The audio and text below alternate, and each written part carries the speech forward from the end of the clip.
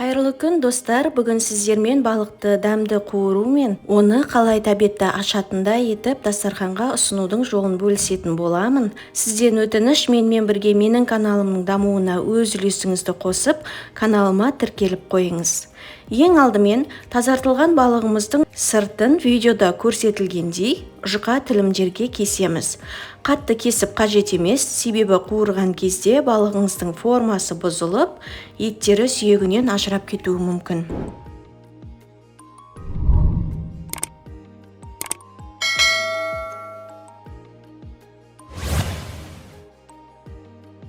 Балықты қуыру үшін алдын ала ұнымызды дайындап аламыз. Мен ұнға тұз, қара бұрыш, паприка қостым. Балықты жақсылап осы ұнға аунатып, қызып тұрған майға екі бетін аудара отырып, орташа отта қуырамыз. Бетін жаппаймыз.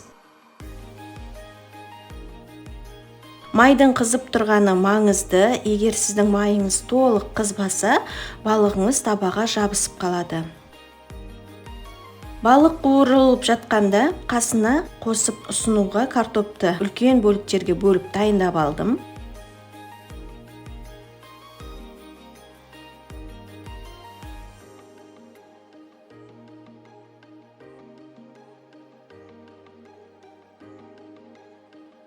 Мінекей қып-қызыл қытырлақ балығымыз қуырылды. Енді осы балықтан қалған майға картошкамызды салып, үстіне тұз сеуіп, бетін жауып, картошкамызды қуырып, пісіріп аламыз.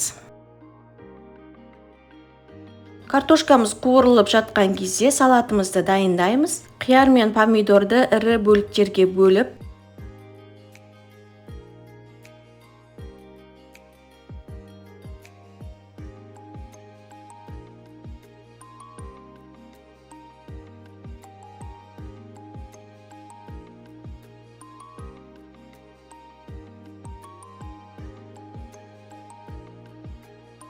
үстіне тұз сеуіп, араластырып, балықтың қасына орналастырамыз.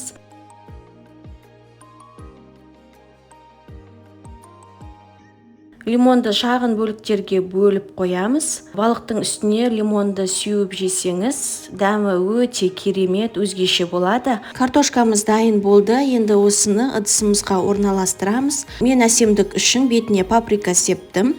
Қалауыңыз бойынша орналастырып әсемдесеңіз болады.